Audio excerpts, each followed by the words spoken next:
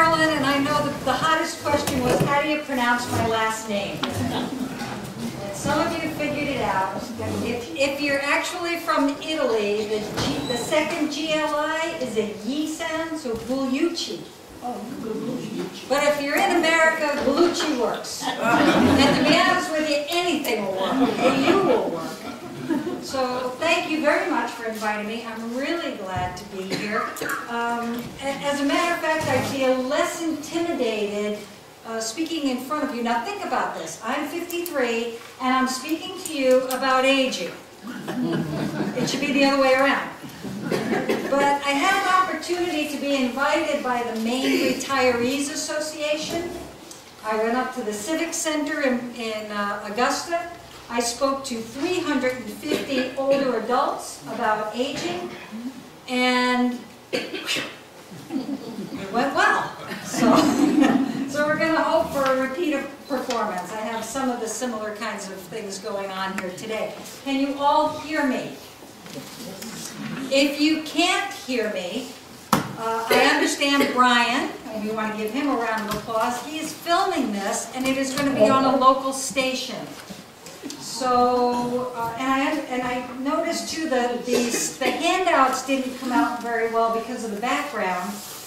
Two things. One, you can catch it again on TV, or let Jane know, and I'll send a new file that they can copy to give you better handouts if you find that there are some things on there that you really just want to keep.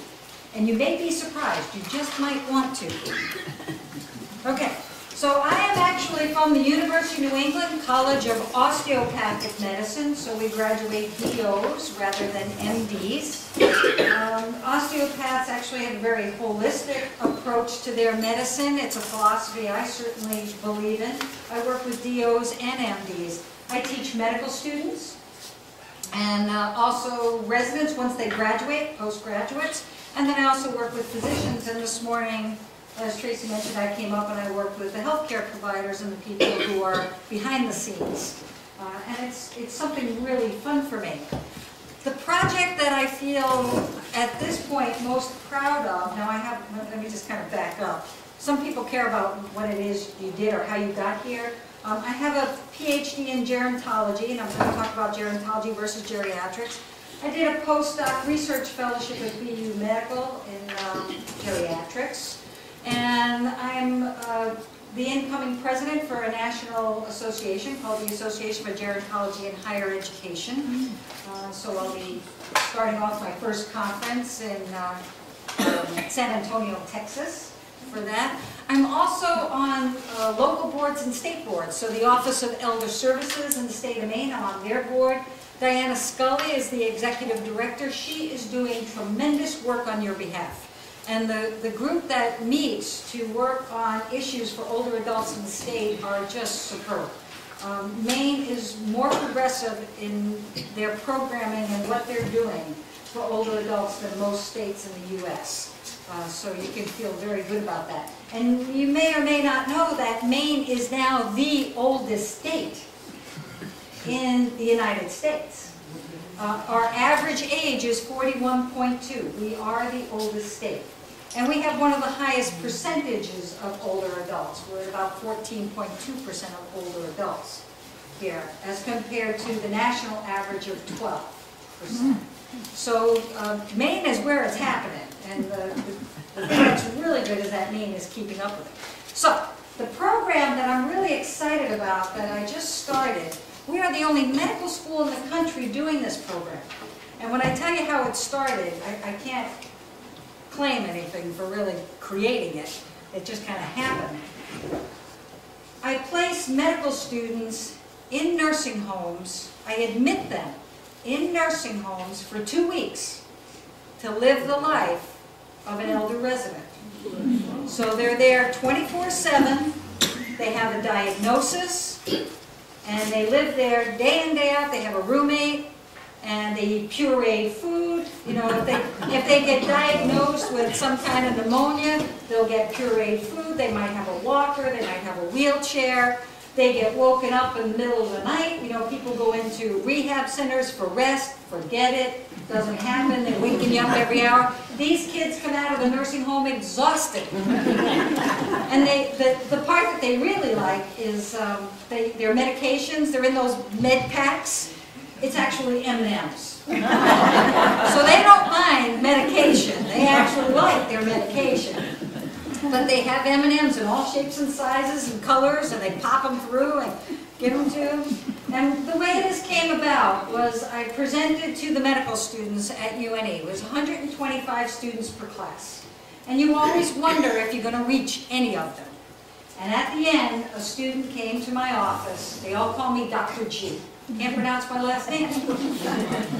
Dr. G, can you teach me how to talk with institutionalized elders? I want to learn how to speak with institutionalized elders, quote unquote.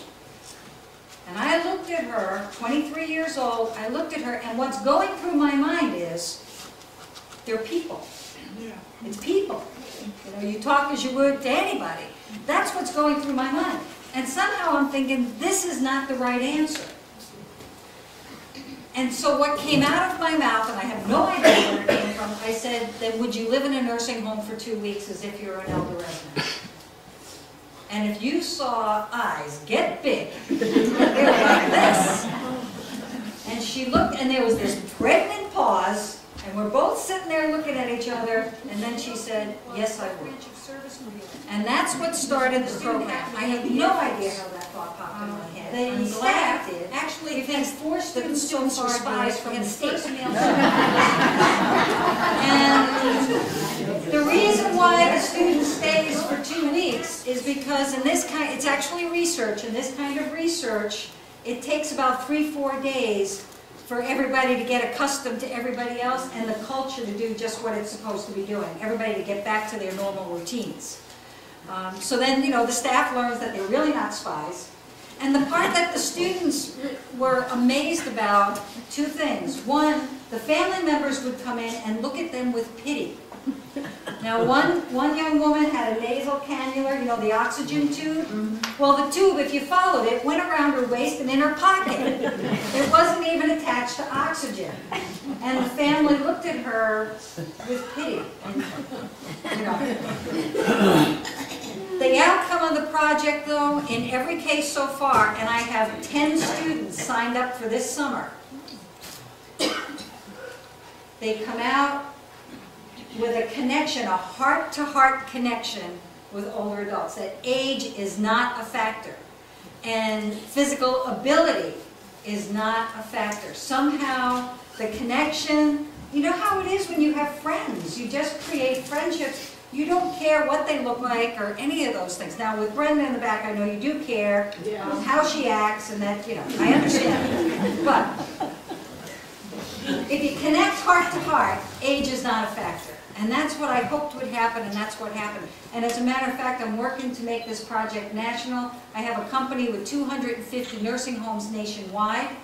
I have the National Association for Gerontology who's going to provide the internship support, and we're going to get all health profession students across the country who are interested in living in nursing homes to get there and live there for at least 2 weeks. So this is, I think, it's really going to change the way healthcare is provided to older adults if we can get people in there and to walk a mile in their shoes, right? So we'll see what happens. So the goal today, thank you for just listening to that. I get really excited about that project. The goal today is to introduce what you already know. I mean, I don't think I'm going to teach you anything different. But what I want to do is raise your consciousness about it. Hopefully have you think a little bit more. So I'm just going to offer a quick review about society. Now, gerontology only came out in the 1950s. So not much has happened, but I'm going to give you a quick snap view of what has happened. I'm going to point out how you can challenge some things, and you're going to see in this first part, there are some things that need to be challenged, and I know you already know about those. And then we're going to provide insights to wisdom as it relates to change. So I'm a change agent here. And as a matter of fact, just so you know, my goal in life is to change the world. Why do people laugh when I say that? Good luck. Well, think about it. Good luck. If I even change the way one person thinks about aging, I've already accomplished my goal. And this morning, there were a fair number of people that raised their hands that said they thought differently about it. I said, yes. So let me know at the end of this talk if there's something that you heard that maybe you didn't quite think of before. Does anybody know the difference? I keep standing in front. And Brian, Brian, catch me. Does anybody know the difference between gerontology and geriatrics? What's geriatrics? Geriatrics is old being, well, dealing with older people. Dealing with older people, that's what geriatrics are. Any other thoughts? You don't know. Oh, yes, I do. I worked in a nursing home for 17 and a half years, so I know how to deal with them. Okay, all right. And now I'm at that age. No, in old age is 10 years older than you are. There are two terms, gerontology, geriatrics. I'm actually a gerontologist. And in the olden days, geriatrics was actually the medicine of aging. You know, pediatrics, it's physicians who take care of children. Geriatrics take care of older adults. But I'm going to broaden that a little bit. In gerontology, geron is old, ology is study of, so it's the study of old age. That's simply how it's put. And it's actually the study from midlife to later age. So it's kind of across a continuum of time. But then it also looks at the physical, mental, and social changes, and then how those things affect society. And if everybody's talking about the baby boomer and the age wave and all that, that's all part of gerontology. We have this group coming in that's really changing what's happening in society. And so that's part of gerontology. And so then from there come, AARP, all the policies and programs. So gerontology is health related, but it's actually in terms of society and its policies and programs. Now geriatrics, but only like 10 years ago, geriatrics was the medicine to take care of disease and decline for older adults. It was disease and decline. It was the medicine for old age. Now it has changed a great deal. And I'm really glad about this, because it used to be the study of disease in later life. Now it's the study of health and disease. And that may not be a big difference to you, but for me it is. I want people to look at me when I get older from a health perspective. And that's what we like to think that osteopathic benefit is looking at, is how to get everything working in your body so you're more healthy, rather than looking at me in terms of the disease that I'm getting. Okay? And here the comprehensive health care, and that big word, comprehensive, just means physical, social, mental, spiritual, all those components. Where before medicine only looked at the physical state, now they're looking at the big picture. Or they're supposed to be looking. But this is the best part. The well-being of the informal caregivers. That was never part of the definition for geriatrics. And informal caregivers are going to be the people like your children, spouses, friends, whomever it is you choose. I had a woman across the street, 83 years old, used to just stop in, help her out, get her to appointments, set up her meds. In that case, I was an informal caregiver. And I wasn't related, I mean, she was just my neighbor. So, see the difference? Geriatrics, gerontology. Now, this part here, this is very important for you to pay attention to. At the bottom, I have older adults equals geriatric population. Don't ever let anyone call you the geriatric population. We don't call kids the pediatric population. It's demeaning. You decide, do you like elders, do you like senior, do you like older adult, do you just say, call me Marilyn, don't call me old, whatever you decide, let people know. But if they start calling you geriatric population or refer to you as somebody in, that at a geriatric age, smack them. Stand on a chair if they're short and smack them. You know, it's wrong. And with the student, you know, I'm working with medical students, I keep stressing this. And the second year I come back and I've got to stress it again. Now, I'm sorry, I'm going to be sitting in your lap by the end of the time. So I'm pretty passionate about this because, you know, the truth of the matter is if we're all lucky, we're going to get to old age. And I want to make sure people treat me with respect, and everybody should be treated with respect. So now, with this picture, it'll tell me how you feel about aging if you see birds, or if you see fish, or if you see both. Everybody see both? That was really just an eye test. It was only kidding. I just wanted to make sure you could see the board. There are both on there. It goes from fish to bird, so you all passed. You did a good job. Okay. Oh, I like this.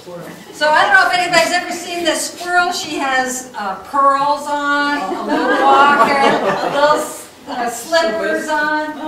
I got it on my email. It's called the Florida Squirrel. The Florida Squirrel. I got something on my email about the condo Casanova out of Florida. The man who goes around to all the women's apartments. Oh, your email better. So for those of you, put your hand up. Can you do this? Does it feel comfortable? Can you do this with your thumbs? Feels comfortable? Well, for those of you that it feels comfortable, I want you to indulge me and I want to try something with you. Have you ever heard of thumb wrestling? If you have, and you would do that, I'll walk you through it. And if you've never done it, but all this feels okay, then I'd like you to try it. It does have something to do with aging. Did you say yes? You do? You have thumb wrestle? No, but I've seen it.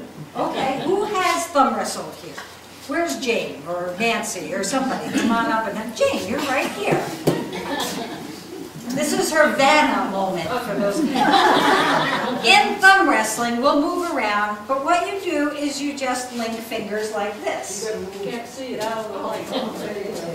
Okay, so we just link our fingers like that. Does anybody know what the object is of thumb wrestling? What are we supposed to do? Push. You're supposed to try to pin the other person's thumb down. Not thumb wrestling. This is a lesson in thumb wrestling. It's not about aging at all. So the idea, the object of thumb wrestling is to try to pin the other person's thumb down. Okay, so I just got one pin. Okay, all right, so she's got long thumbs. Now when you're sitting down, it's like, thank you. So the object is to try to pin the other person's thumb down. Now you're looking at me, you're saying, what the heck is she doing? But you've got to indulge me. There's a reason for this. The goal of this exercise, watch my lips, the goal is to get as many pins as you possibly can. So every time you pin somebody, you count and keep count. You're going to do it for only 10 seconds. So it's quick.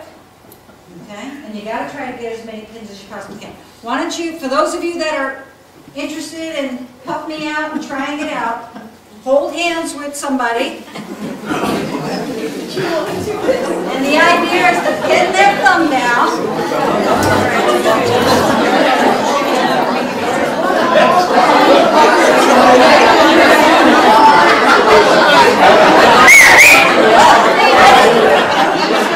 Are they ready?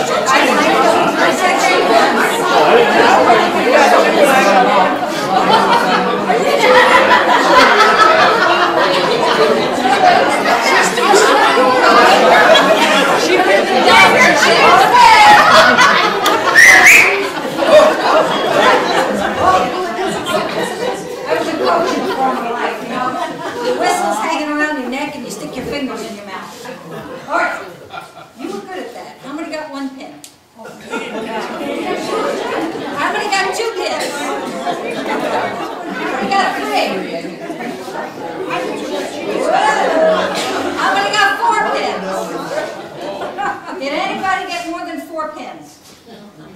Anybody get 5 or 6? I did, but she gave up. Let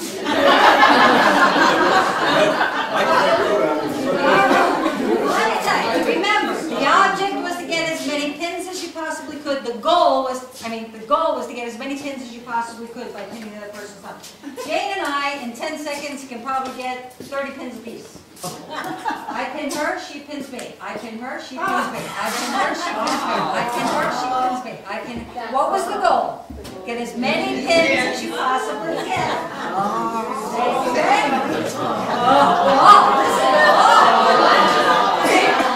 You're as bad as the medical students. I do that in class, and the medical's like, "Oh, you cheated!" And I'm like, "What?" You know? The goal was get as many pins as you possibly can. Now, in our society, how was thumb wrestling set up?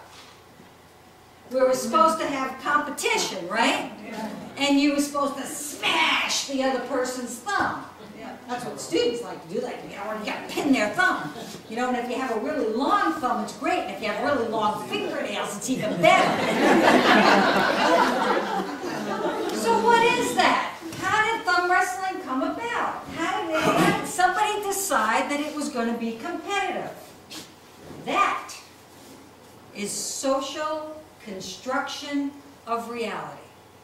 1966, Berger and Luckman, they came up with this term. If we're together, Eve and I are together, and we're talking, and we decide something is so, we think Orvietas is like the best place going on Prospect Street for Italian bread, okay?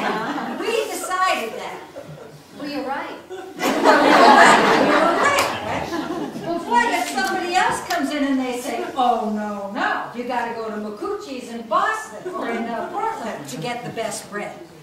Well, the truth of the matter is, just by the two of us getting together and agreeing, and somebody else coming in and agreeing, we've already socially constructed something. Whether it's true or not, we decided that was true.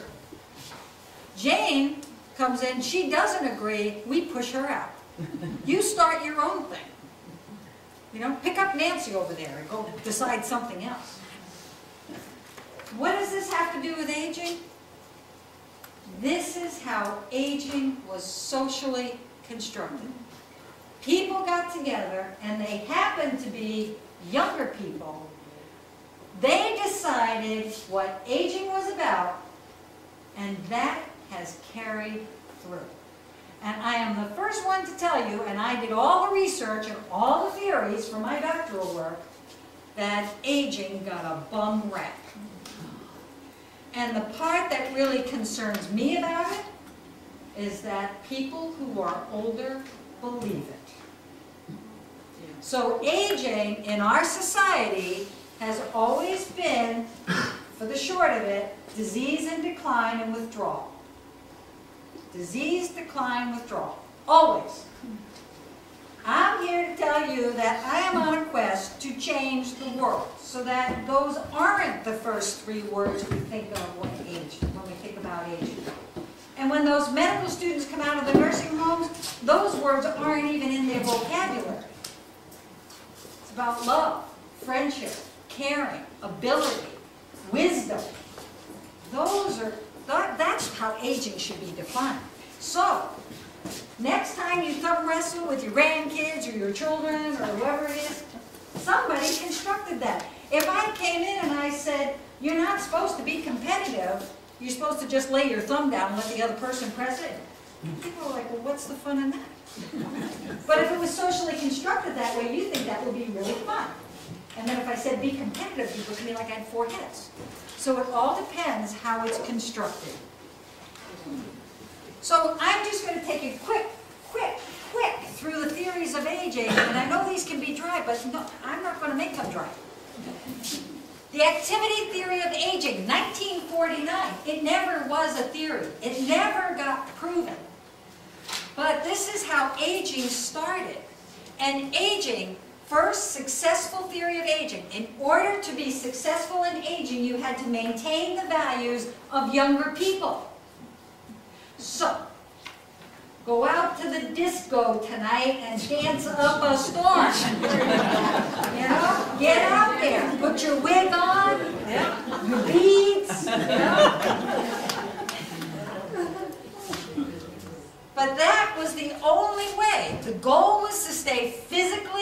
and mentally young. Now, of course, you hear people say that if you don't use it, you lose it. I mean, I'm the first one. I ran a exercise program for older adults, people with a lot of medications, cardiac rehab, pulmonary, all that. Yes, if you don't use it, you lose it. That's true. But to determine that the only way that you can age successfully is to be physically active, I think is unfair.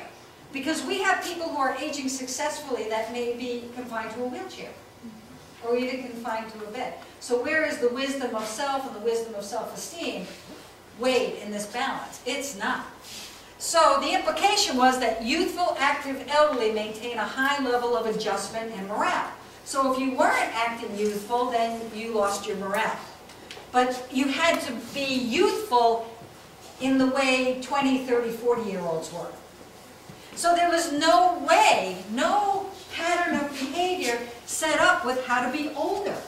Nobody had even thought about it. Nobody went to a group of older adults and said, what is important to you now? What is successful aging to you? How would you define that? Nobody did that in 1949. There's actually a book out on this.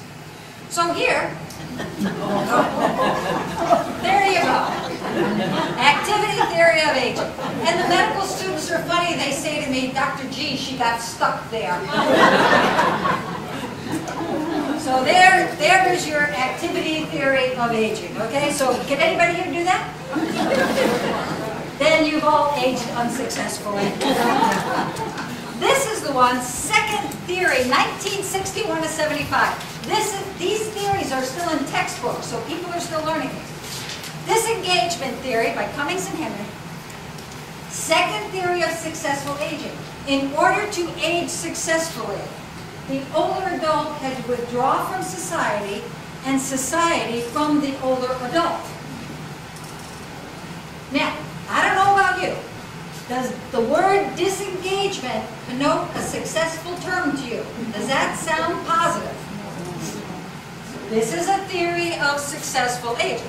Now, if this is a natural process, that when you get older, you're supposed to withdraw from society and society is supposed to withdraw from you, then what is the ultimate disengagement?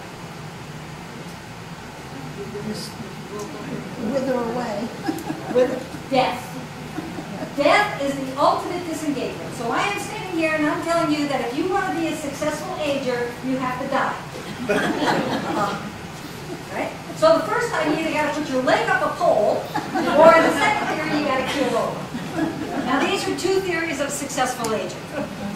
Okay? So death is the final disengagement. Am I moving around too much for you, Brad? So here is the cartoon. We have, you know, the Eskimo. This is the Aleutian times here. We have the older Eskimo going out on the ice floe, and he says, on second thought, I'd probably like a nursing home. But disengagement was it. So then, 1968, we move into a third theory, and this one, okay, we're starting to move a little bit here, the continuity theory. This was the first theory where at least they looked at people from younger age to older age. Oh, I gotta tell you something. Disengagement theory? Disengagement theory, they came up with that by talking with people who they felt were middle Americans. It turns out that they went to Kansas City, which is the middle of America. And they also came up with the theory by talking with 200 people. Now this is a theory that's in textbooks. Activity theory of aging was 279 people. And they came up with those theories. And our society, social construction, believed those and carried those forward, and you bought into them. Right? So, this continuity theory was essentially that, to give you an example, if you come across somebody and they're crotchety when they're older, chances are they were crotchety when they were younger, right? But oftentimes younger people say, oh, there's just a crotchety old person, you know? And that's somehow they all of a sudden got that way. Well, this theory actually talks about that red thread that's in your life, that your personality is essentially the same from younger to older. That, you know, who you are in life now is who you were. Well, there might be something to that. But the problem with this theory, when they went through it, was that there could be no change. It was a very static theory. That who you were is who you were going to be, and that was it. You couldn't change that. So I use the orange theory to talk about this. And I'm sure you haven't heard of the orange theory. But you know, if you have an orange, and you squeeze an orange, what comes out of it? Juice, right? Doesn't matter if I, considering it's a viable orange, if I squeeze it in the morning, the afternoon, or night, what comes out? So it doesn't matter when I squeeze it, right? Doesn't matter if I squeeze it with my hands, a juicer, I sit on it, what comes out? Juice. Juice, right? So it doesn't matter when I squeeze it or how I squeeze it, juice still comes out. Well, that's what this is. That we all have our juice inside of us. That if you are normally a happy person, then when you get squeezed, happiness or optimism will come out. You know, if you're an outgoing person, when you get squeezed, you'll deal with it by talking outwardly with people. You know, if you're an inward person, you get squeezed, you'll stay within. So it just says who you were is who you're going to be. Now what had happened was, hold on to that continuity theory. They're still working on that one. Whoops. Okay. So 1972, it started in 49. 72, they come back again. They say, we really want to prove the statement that activity is directly related to life satisfaction in old age. 3 new guys tried to figure it out. They are still alive. They are very well respected in the field. One is at UCLA, the other one's down in Florida. They couldn't prove the theory that activity is directly related to life satisfaction. What they found was that people had life satisfaction based on self-esteem and attitude, not based on activity. Activity is, of course, an added bonus, but it's not the crux of successful aging. Is anybody surprised by that? That self-esteem and attitude mean more than activity? Plausible? Okay, now look at this. 1995 to 2002. See how new this field is? We have people out there shooting all these theories around not even knowing. But now, these people are getting older. So Erik Erikson, he had these 8 stages of development, you know, and when he was 85 years old, he wrote Vital Involvement in Old Age. Things changed a lot when he wrote that book from the age of 85. He went through all his 8 stages and changed them.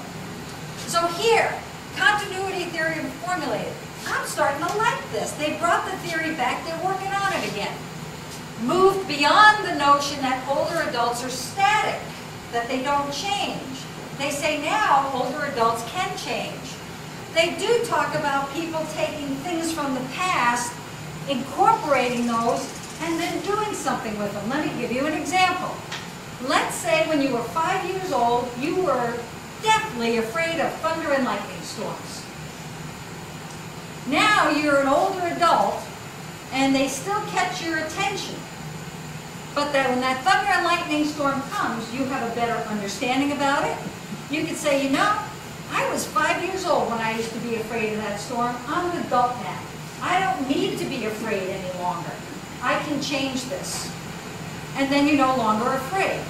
As compared to if you have animals, you know, dogs. Dogs are oftentimes very afraid of thunder, and they'll hide under and they'll shake. Well, no matter how old that dog gets, that dog is never going to get over the fear of a thunderstorm. But you can. And that's the part about this continuity theory that says, all right, you may initially be afraid if that was your reaction to thunder, but then you think through it and you start changing and you start saying, wow, I can deal with this another way, you know? Or, boy, my kids just really frustrate me, you know? And they've always frustrated me when they do such and such. And then they're like, you know, I'm at the age now, they're adults, they can live their own lives, I can probably let go of that now and just let them be who they're going to be. And that's what this theory does. It gives you the ability to change. So here's a quote that goes with it. Older adults are dynamic, yes. Self-aware, yes. Entities, bad word, who use patterns of thought created over their lifetimes to describe, analyze, evaluate, decide, act, pursue goals, and interpret input and feedback. You sound really like cool people. It's not necessarily positive. It doesn't mean something positive always comes out of it. It just means you can always change your mind and do what you want to do based on how you feel. But at least society has said you can change. Now you're already sitting there saying, you know, here we got this professor up here, and there actually are people out there that believe maybe older adults can't change. And I'm saying they can, and I'm just showing you the theory behind it, why people think you can't. And that's that whole, you know, bum wrestling, social construction. This is the theory that I love. Gerald Transcendent, 1992 to 2006. Instead of having people sign out a survey and ask these yes or no questions and very dry, he actually went out, he's from Denmark, Lars Tornstad, talked to over 4,500 older adults. And he's interviewing them and collecting all these quotes and all this data. And what he has decided was that life changes for people as they're older. They become more comfortable with themselves. Their relationship with themselves is different, more evolved. Their relationship with others is different. When you were younger and you were insecure, you needed a lot of friends around you, maybe now you don't need that. Maybe now you can appreciate quiet solitude. When you're younger, it's very difficult to do that. You have a different relationship with money, with death. You know, things are different for you. You read a book, you process it differently. And the interesting thing about this is that gerotranscendence is the new disengagement theory. He looked at disengagement theory and he said maybe older adults want solitude, but it doesn't have to be a split from society to the older adult. Maybe there's such a thing as positive solitude and that they're less self-occupied. You know how younger people, the world revolves around them? And I know there's some older people where they're like that too, but you know, but we're given generalities here. So this is just kind of a neat thing that, especially deaf, when I teach any kind of students, social work, nursing, doesn't matter. And I say, you know, when you walk into somebody's room and they're sitting quietly, don't give them medication for depression right away. Determine if, you know, what's going on. They might be perfectly comfortable. There's a very good friend of mine, 87 years old, comes in and talks with a medical student. He's planning on living to 100. He will. He lives on 4 acres, takes care of all his property. He is a recluse. He prefers to be alone. And there was a time when I would call him and he would say, Marilyn, it's good to hear from you. I haven't had a phone call in over 5 days. It's been glorious. He said, I've done my exercise. I meditate every day. You know, he said, I just feel great. And yet in our society, having an older adult alone in their home with nobody visiting them is very frowned upon. Right away we go to, we need to do outreach. And if you knew Jim, you would think twice about maybe we need to reevaluate this for each person. Of course there are people who need that, but not everybody. But our society and our healthcare practitioners are already thinking, we got to reach out, we got to medicate them, right? And we've got to change their lives.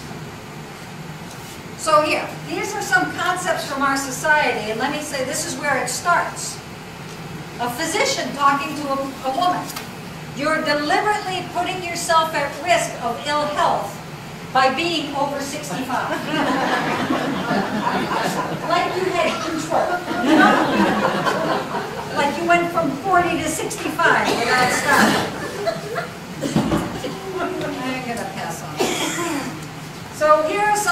truths about aging from the research. The aging process varies from one individual to another. Young old is like that 65 to 69, to old are 85 plus. It changes. What is true is that your lungs age faster than your blood, let's say. Your bodies all age differently. Everybody in this room, if you were all 80 years old, every one of you would be aging differently at 80. So now you take from 65 to 105, and you have a geriatrician who is a doctor that takes care of older adults. He still can't say what is true for this 65-year-old is going to be true for that 105-year-old. And he certainly can't say what's true for this 65-year-old is true for this 65-year-old. That this population is more diverse than any other population. Kids go through growth spurts. You know what's going to happen. You can gauge it. But once you get into your older years, it changes. So there's that old joke, and I tried it this morning. I thought people heard it. They didn't. 85-year-old woman goes into the doctor's office. She's complaining that her right knee bothers her. The physician says to her, well, what do you expect? You're 85 years old. She says, my other knee is 85 years old too, and that feels fine. So if you see a physician that says, you're old, what do you expect? You have my permission again to smack them. I'm really not a violent person. I hug people all the time. But you get the gist of what I'm saying. Okay, so, okay, that's, I did enough with that. So here are some concepts that were socially constructed that I'm going to walk you through. All right, I'm just going to put these up, and now I'll take you through them. Age differentiation. This is when somebody walks up to you, you're out there on your rollerblades or whatever you're on, they look at you and say, act your age. Well, what does that mean? And I don't know about you, but you know, oftentimes you might get it from your kids or your grandkids or something. They're going to go up and say, well, Mom, act your age, you know. And we were just talking about clothes. You were saying that if you were 10 years younger, that you wear clothes with a shorter top, that your belly could be exposed. So I say, well, what difference does it make? You know, society decides what you can wear and what you can't. But I know exactly what you're talking about. So, but, you know, there's almost like this right way and this wrong way. We'll challenge that. So this is where society has already decided what you're supposed to do at what age. Age grading is they actually assign people roles. So, when you're 65, 67, you're supposed to retire. If you don't retire by that time, something's wrong with you. Now our society is just getting used to people retiring at 40 and 50. You know, the people that have a lot of money. But society's just coming around about that. But that, it was like, no, you're supposed to wait. So you're 60, you're supposed to put in a good day's work for the, you know, for a large part of your life and then retire. But that's all society saying that. So this is, it actually assigns roles. This is where we're trying to get to, self-defining. Defining for yourself what makes sense. You know, if you think you should be out doing something, then do it. And I mentioned to the group this morning when I talked to the Maine Retirees Association, this woman, 84 years old, came up to me afterwards. It was very interesting to me. And pay attention to this. After the talk was over, every person that came up to me told me their age first. As if to say, this is my age, this means something, and now let me tell you my story. It shouldn't mean anything, right? But anyway, so he said, Marilyn, I'm 84 years old. All I want to do is go to the backyard and hang from the monkey bars with my grandkids, and my daughter won't let me in the backyard. And I'm like, why won't she let you? She said, well, she's concerned I'm going to fall off or something. And I said, well, how do you feel about that? She said, I feel perfectly comfortable, and if I die hanging upside down, it's going to be glorious. So I said, go back to your daughter and tell her that you are a gero-transcended elder. That theory, gero-transcendence, she has risen above what society says older adults should be. You go back and tell her you're gero-transcended, and if you feel you can do that, go do it. Now, I'm sure if her daughter was there, she'd probably smack me, you know. But somehow we get this notion, like, no, you can't do this. Yes, you should do that. Well, if you really want to be doing something and you die doing it, what is so bad about that? I don't know. You know, I mean, you got to ask yourself that question. But so, self-defining. Learned helplessness. Catch this. The guy in a little scooter, and he has a little hitch here, and he's carrying his wife in a wagon behind him. She's perfectly fine to walk. She just turned, you know, made sure he takes care of her in that way. Learned helplessness is actually from the nursing profession. And what happens in learned helplessness is that people assist you, and kids really have a way of doing this. They assist you to the point where, one, either you can no longer do it, or you won't do it because you know they're going to do it anyway. So I was with my granddaughter the other day, and she's like, Grandma Marilyn, you know, 2 years old, will you take my jacket off? And I'm like, oh no, Reese. I said, I don't want to do learned helplessness. This is a 2-year-old, you know, no learned helplessness. You need to take off your own jacket. Well, I heard a friend of mine who is teaching in elementary school. All the kids, you know, they're in school. It's time for recess. She tells the kids to put on their jackets and their boots. They all stand there looking at her. They don't know how to put on their jackets and their boots. Do you know why? We have either one-parent families or two-parent families where they're working. And you know how long it takes a child to get coats and hats on, you know, and long feet and the whole bit. Well, the parents throw everything on the kid, zip the kid up, push him out the door so that they can get to work on time. Our younger population is learned helplessness, and I wasn't going to do that with my granddaughter. You know, it was just, I can't do it. But that's what happens with older adults. And you will definitely see this if you know anybody who's living in a nursing home or assisted living, or anybody who's working with you. Please know your boundaries, know what you can do, and do it. And don't let anybody get in the way of you doing it. You know, teach the people around you that you're capable. Now, of course you want to ask for help if you need help. But, you know, you are capable. And if you don't use it, you will lose it. So here's social clock. This is a bumper sticker. I'm so old that whenever I eat out, they ask me for my money up front.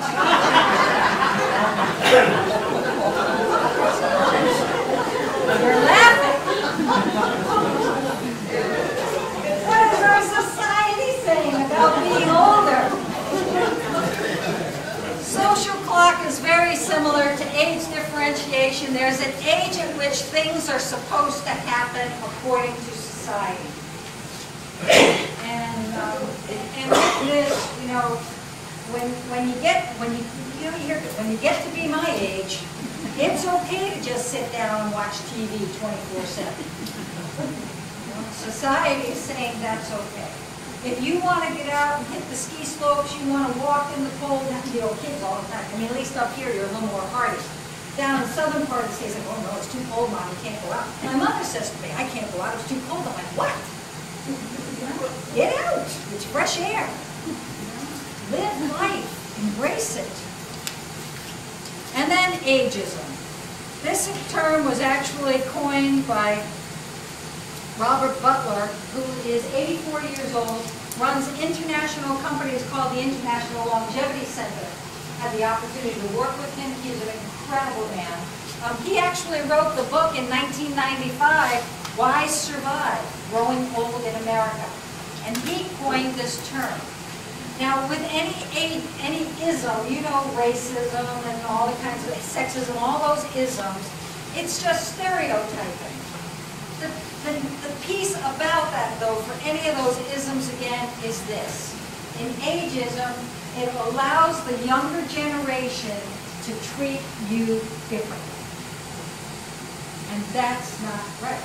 You know, in the beginning, when Renner came up to me and said, I want to learn how to speak with institutionalized elders, and I said, they're people, and you all shook your head, yes, they're people.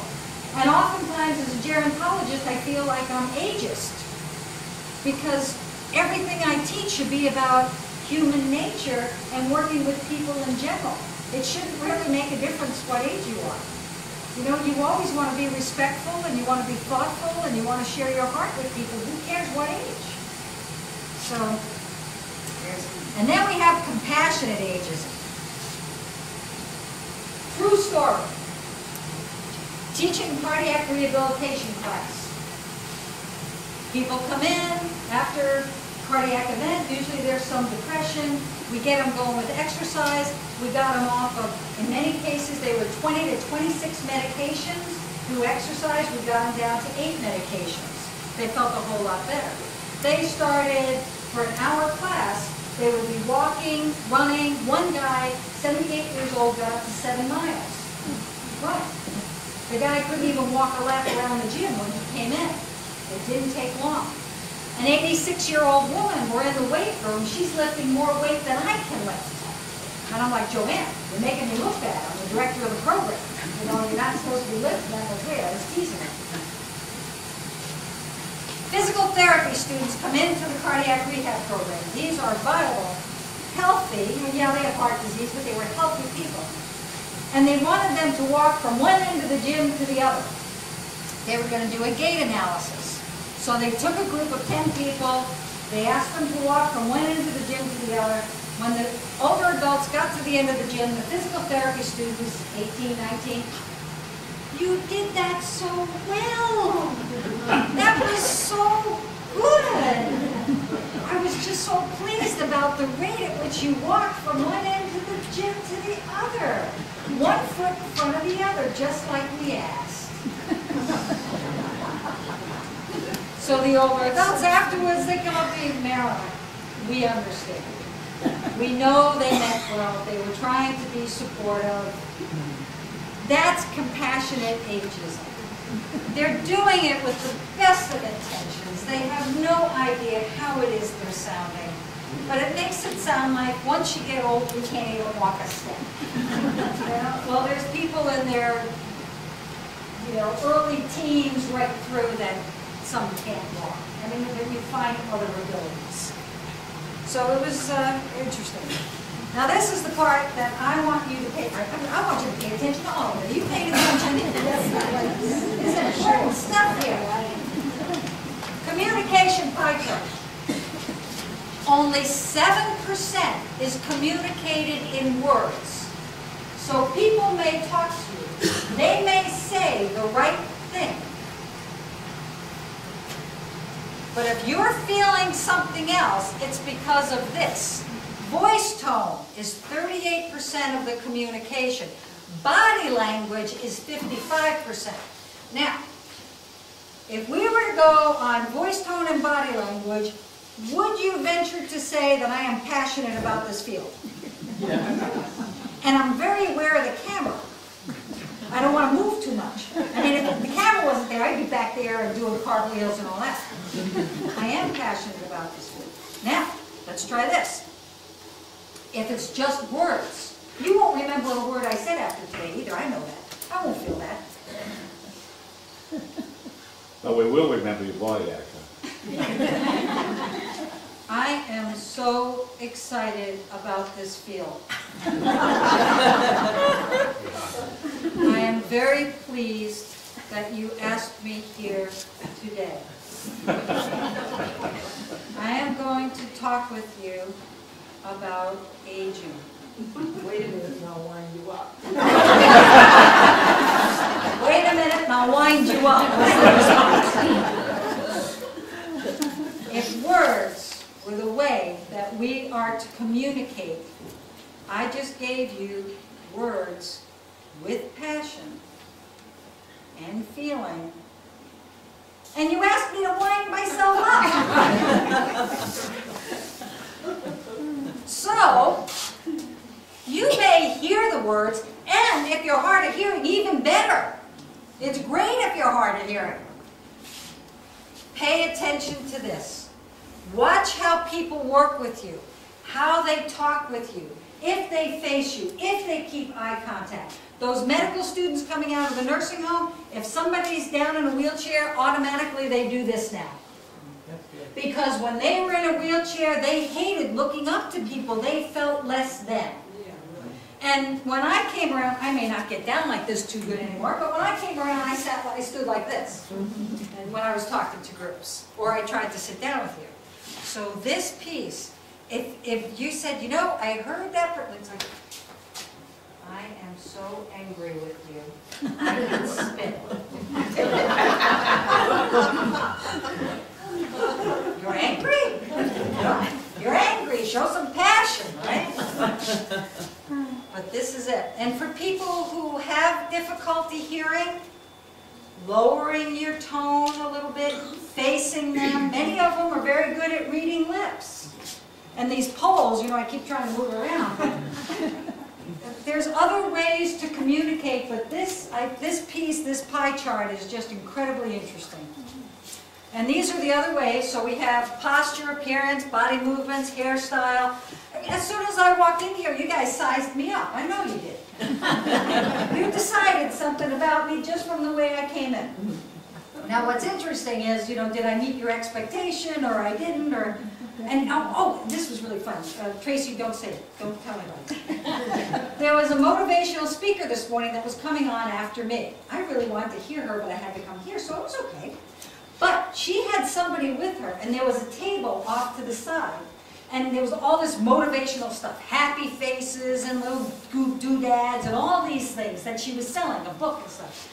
So this woman, not the speaker, her assistant, is sitting at the table and I'm talking up the front and I'm thinking motivational speaker. And the woman who was sitting behind the desk was like, no offense, I mean she looked like death, you know. So I sized something up in my mind. Even while I'm talking, I'm thinking, you know, that's really interesting because you're a motivational speaker and you have your assistant who's like this really deadpan looking person. Well, then I had a chance to talk with the woman because I can't just stop there. You know, it's not me. And I went up and I talked with her afterwards and she was really a lovely woman. You know, but she was obviously just sitting there. And you know, sometimes you think people are really angry with you. Maybe they just have gas. I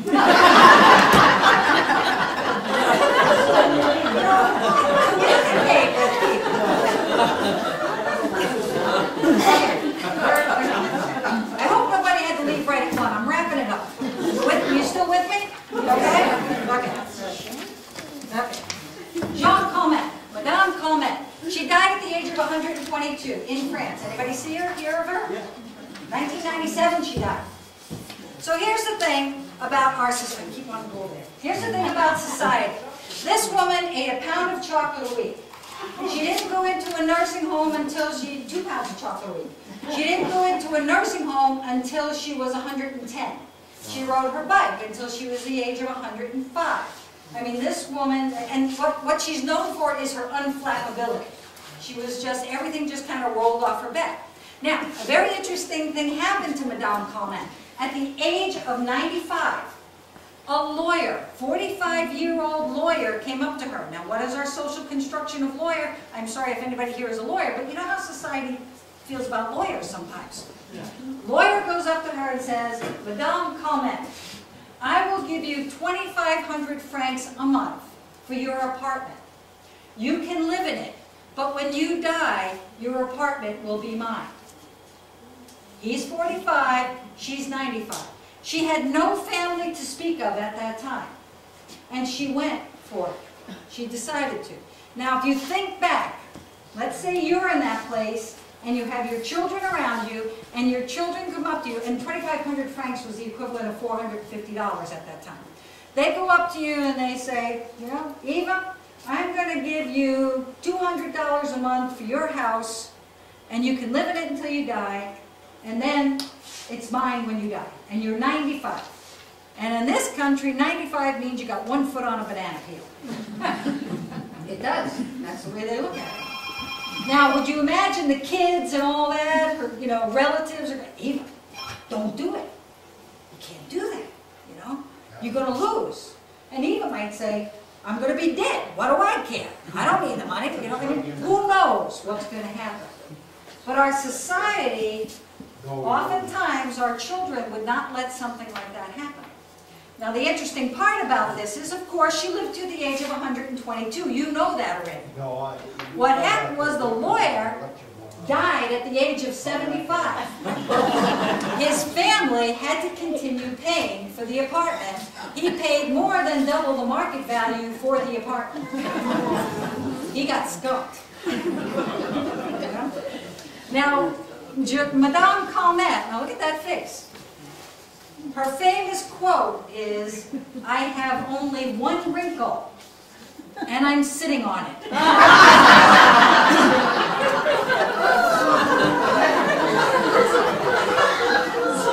She actually, I talked to the healthcare providers this morning. At the age of 119, her physician wanted her to stop eating sweets and stop smoking. At the age of 119, I said to the audience, what is that physician thinking? She already outlived most of the world. And you're going to take away two things that obviously mean something to her. She actually did stop smoking because she went blind and she couldn't light up her own cigarette and she didn't want to ask anybody. She was too proud to ask. She continued to eat chocolate right until the end. And they say that she was as alert as a hummingbird and showed no signs of dementia right until her death. And then her quotes, I mentioned about one wrinkle, I'm sitting on it, at her 120th birthday, when someone went up to her and asked, "Madame Calmette, what kind of future do you expect to have?" She replied, "A short one." And then when somebody came up to her because he was going to take her leave, Madame Calmette, until next time, until next year perhaps, she retorted, "I don't see why not. You don't look so bad to me."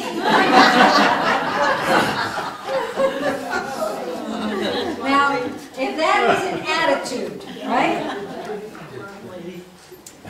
Okay, so, is everybody really okay? 3 definitions, and I want you got to put on your thinking caps here.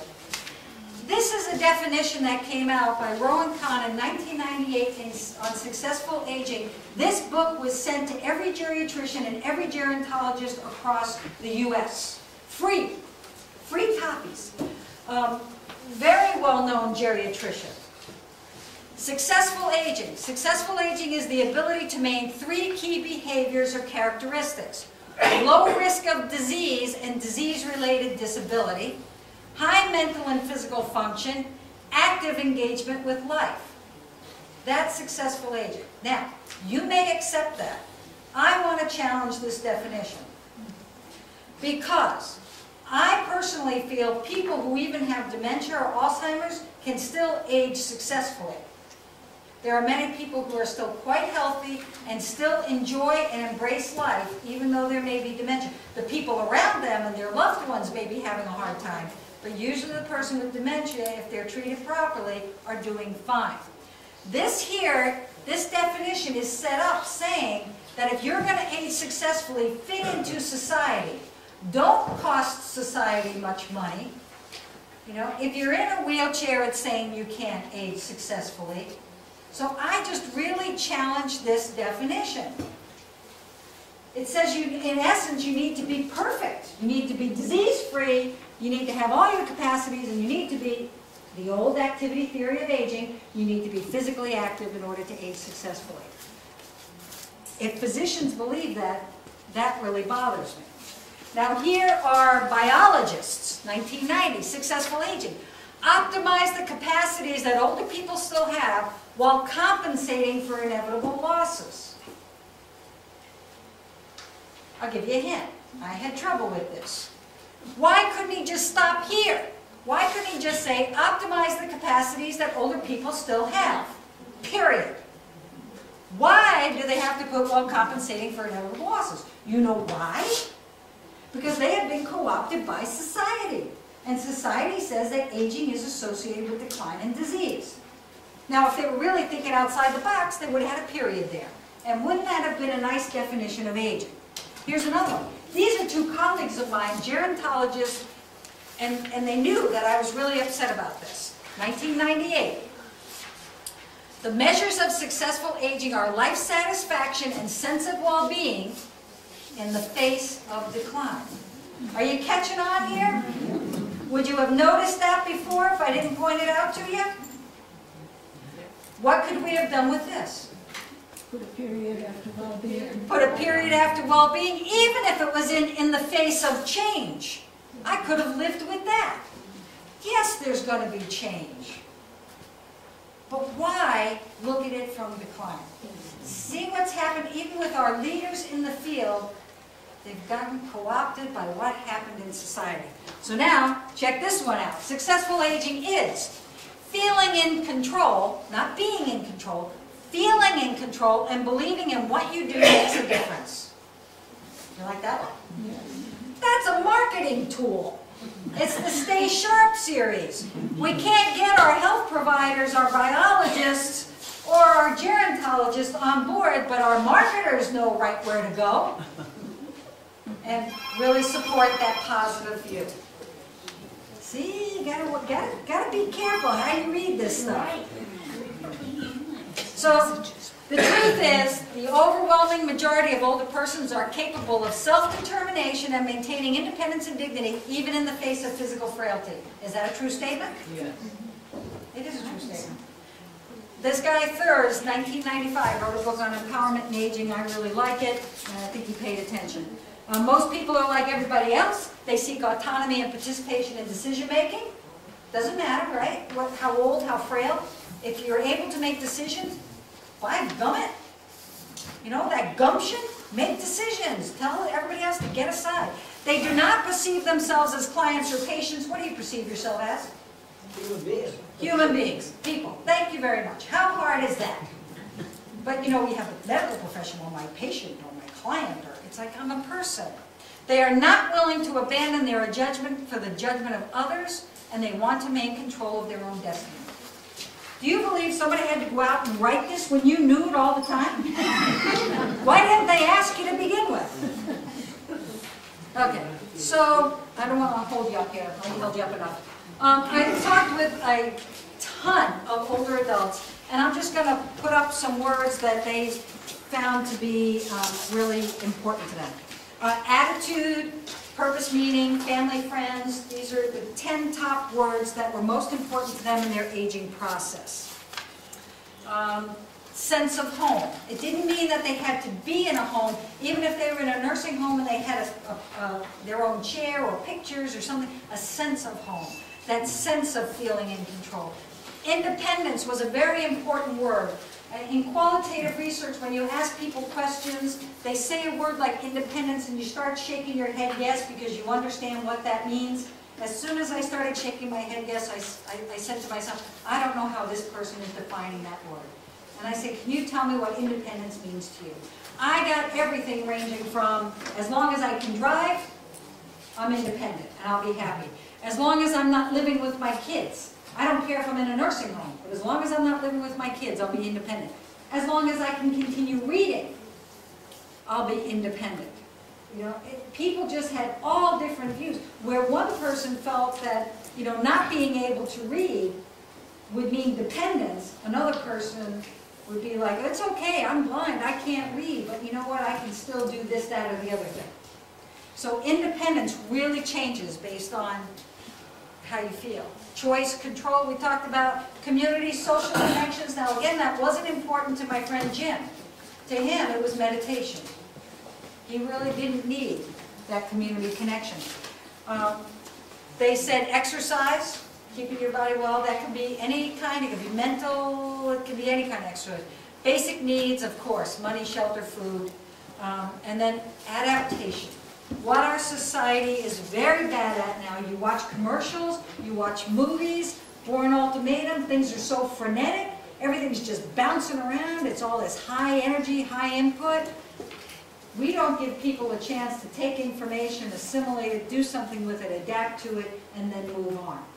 What will happen is they'll medicate you, you know, and you think about it. You leave your home. You go someplace else. You're sad about leaving your home. You lose a spouse. You're sad about losing your spouse. Of course, it takes time. It took time when you were younger. It's going to take time when you're older. Why is it now that they give you, in the research, you get 30 days to adjust to nursing home life? Is that really enough if you've lived in your own home for 60 years? You know, I moved my mother after the death of my dad. She called one day and said, I want to be near you. I want to move up to Maine. The woman has never lived alone, been best friends and lovers with my dad for 62 years, never been out of New York in her life, and now she's living alone. We're on the 3rd year. She's just starting to adjust. 3 years. You're not surprised. The medical profession is like, get her on drugs, get her out with people. She doesn't want to. She wants to be with my dad. You know, if she doesn't have my dad, she doesn't know how to be on her own. That's the way it was at the time when she was raised and the way she was raised. It's just what is. So this adaptation, I can't stress that enough. Give yourselves time. And talk with the people that love you and say, just back off. Give me a chance. You'll know when you really need help. So we have this metaphor here. We have a bear in a bear suit reading a script about how to be a bear. How absurd is this? But think about it. We have an older adult in a wrinkle suit reading a script about how to be an older adult. That is what our society has done to older adults. They've put you in a costume, they have a notion about what you're supposed to look like, and then they've given you a script so you're sure to act the part. I'm going to ask you to throw away the script, throw away the costume, and just be who you are. And remember, everybody knows this. You don't stop laughing because you grow old. You grow old because you stop laughing. Thank you, and I'm sorry I held you so long.